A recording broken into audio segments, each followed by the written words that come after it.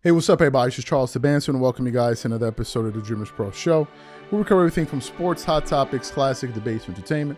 When we give you guys a fresh perspective on things and how we see them. And today we have a hell of a show. Probably going to piss off a lot of people, but I don't give a damn. Before we get into it, please make sure you like the video and sub to the channel, right? So yesterday we produced an MJ Jordan related show. A lot of people have been talking about it. A lot of interesting things to say. Jordan was essentially talking about the soft nature of the NBA and certain stars like LeBron and Dirk Nowitzki at the time who were begging for the NBA to reduce the amount of games. And Jordan was essentially saying, no, I don't see the need for that. When I played, 82 games was not an issue for me. I loved playing the game, right? And if I wasn't playing an NBA game, I would be somewhere else playing because I love the game. And a lot of people chimed into that conversation and all of that. But for the past, let me say 6-7 years, there's been this kind of manufactured GOAT debate. That the person is trying to get Michael Jordan is the GOAT. The person trying to get is LeBron James. LeBron James, he's the next GOAT. The GOAT debate. The GOAT. Just yesterday, I was listening to a clip on Gil's Arena. Okay, and essentially they were arguing between LeBron James, LeBron James and Kobe Bryant, whose record, who's better than each other, right? And they were essentially saying that, oh, LeBron is better than Kobe. That's what Gilbert Arenas was saying. Although Gilbert Arenas says that he's a Kobe guy, he was making every single argument in the book as to why LeBron is better than Kobe Bryant. And one of the arguments Gilbert Arenas kept on pointing to was, well, LeBron has a 16-6 record against Kobe. He has a 16-16 record against 16-6 record against Kobe. 16-6 record, so he's better than Kobe. He's better than Kobe. And I'm like, I was going to message Gilbert that I didn't. So you're saying that LeBron is better than Kobe because he has a 16-6 record against him. Okay, cool. Kawhi Leonard has a 12-8 record against LeBron, so he's better than LeBron, right? Kawhi Leonard has a winning record against LeBron. So therefore, Kawhi Leonard is a better basketball player than LeBron James because he beat him more when they face each other. Is that how we're doing it? But then that wouldn't make any sense because LeBron never faced MJ and we all agree that Jordan's better than LeBron. So like, let's stop the nonsense. Gil is a pseudo LeBron. Kobe, he a fake Kobe fan. I don't believe it. For a Kobe fan, you always defend LeBron. I don't get it. But anyway, Gil is one of the new LeBron supporters, but there have been others out there, and some of them have made a career out of basically slandering Jordan to basically elevate LeBron James. And one of those people was Nick Wright, who was recently speaking on the House of Straws. He was talking about the state of affairs with the NBA, but as he started to talk, he said something.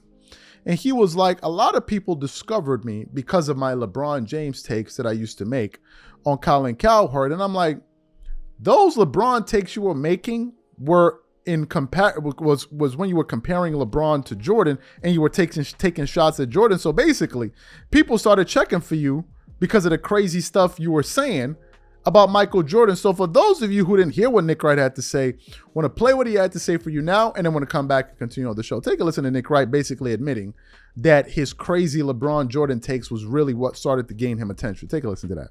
I'm thinking about this.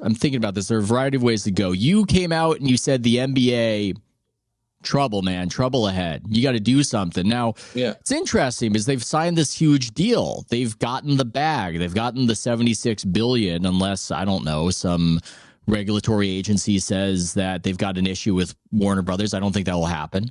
So they have the money. Adam Silver has done what he should do. You're sounding the alarm, though, that this is a little tenuous. I think it's really interesting that you were sounding that alarm, Nick, because you're somebody who talks about sports and has finger on the pulse of what people are into. Are you detecting a bit of a slide of the NBA from the national conversation? Is that rooted a bit in what you're saying? So a few things led to it. One of them was my own lack of excitement. I was like, oh, that's a problem. It's like NBA season was opening night. And I was like, like I cared, but I wasn't. In the NBA, for almost my whole life, the NBA was my clear number one. I think a lot of people, still associate me more with the NBA than the NFL because they got to know me because of my LeBron takes on Cowherd. So you heard Nick Wright there. Now here's the interesting thing. There's a clip that went viral about 4 years ago, where Nick Wright was on Undisputed with Chris Carter, Skip Bayless, and Shannon Sharp. And it was this clip, I believe, that really propelled Nick Wright into the national sphere, when he basically came out there and said that LeBron had already eclipsed Michael Jordan with only 3 NBA rings. But before we even get into what Nick had to say, today's video is brought to you by our sponsor, Game Time. With only 4 months left until the end of the year, I look forward to creating special moments with family and friends by attending various theaters, shows, plays, and sporting events. And when it comes time for me to look for tickets, I absolutely love to use Game Time. Game Time is one of the most reliable marketplaces for last-minute tickets to the most popular events in sports, music, and theater in more than 60 cities across the United States and Canada. Game Time saves me money, time, and peace of mind, so I don't have to sort through thousands of tickets looking for the best prices or worry about whether or not if they're authentic or whether I'm going to receive them on time. Game Time Picks, one of my favorite Game Time tools, analyzes thousands of tickets for all of your favorite events near your location and finds you the best possible deal so you don't have to. For example, I'm looking forward to this upcoming concert at Madison Square Garden of one of my favorite composers, Hans Zimmer. Here, I can select the all-in price to see the total ticket price up front, no hidden fees. And now I can sort through the best possible deals I can find. I can choose the cheapest deals, the great deal, or the amazing deal. Once you select the ticket you want, you can use their panoramic seat view to ensure you know exactly what you're getting before you buy. And if you're like me and always make plans at the last minute, you can grab tickets up to 90 minutes after the event has started. So take the guesswork out of buying tickets with Game Time. Download the app, create an account, and use code CLNS for $20 off your first purchase. Again, create an account and use redeem code CLNS for $20 off. And remember, whenever you support this sponsor, you're supporting this channel. Thank you. So what we want to do is we want to play this clip, this infamous clip of Nick Wright, and then want to come back and continue on the show. Take a listen to that there.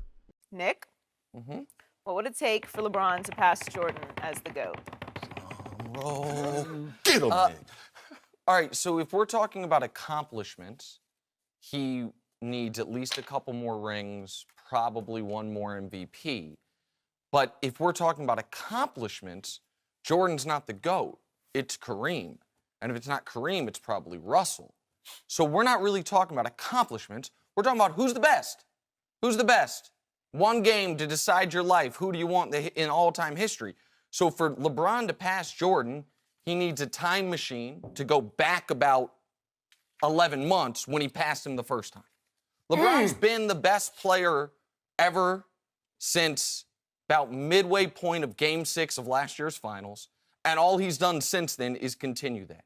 He's on the greatest streak in postseason history since Dre called him the B word and Clay said his feelings were hurt. He's played 16 games, his team's 15-1, giving you 34, 9, 8, and 55% shooting.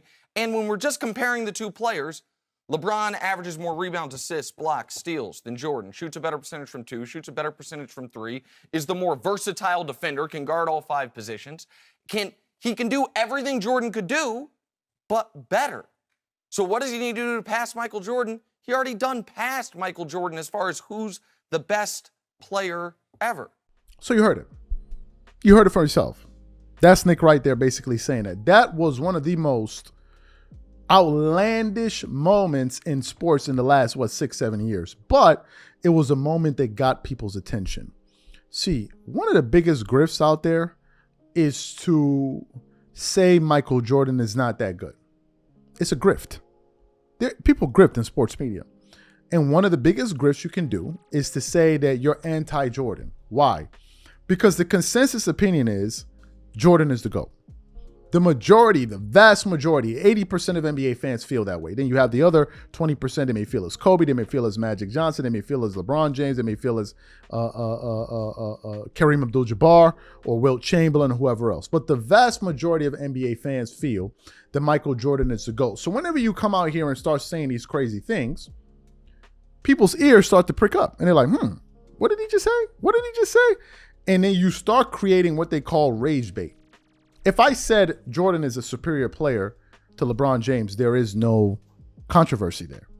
There is no controversy. But if you say LeBron is a superior player to Jordan, that creates a lot of controversy. And a lot of people have found a way to make money doing that. And the irony in all of this is that LeBron fans run around twerking it up all day long, slapping each other with honey, bursting through doors, throwing honey all over the floor. And they say that, oh, LeBron is eating off of y'all eating off of LeBron, when in reality, they're eating off of Jordan. If there is no Jordan, they have nobody to compare LeBron to. Every time you listen to Rich Paul, he's always talking about Michael Jordan. Always. Every time you listen to Rich Paul, he's always talking about Jordan. All of these guys that think LeBron is better than Jordan, they're always talking about. When was the last time you heard Michael Jordan or any of these guys talk about LeBron? They never do.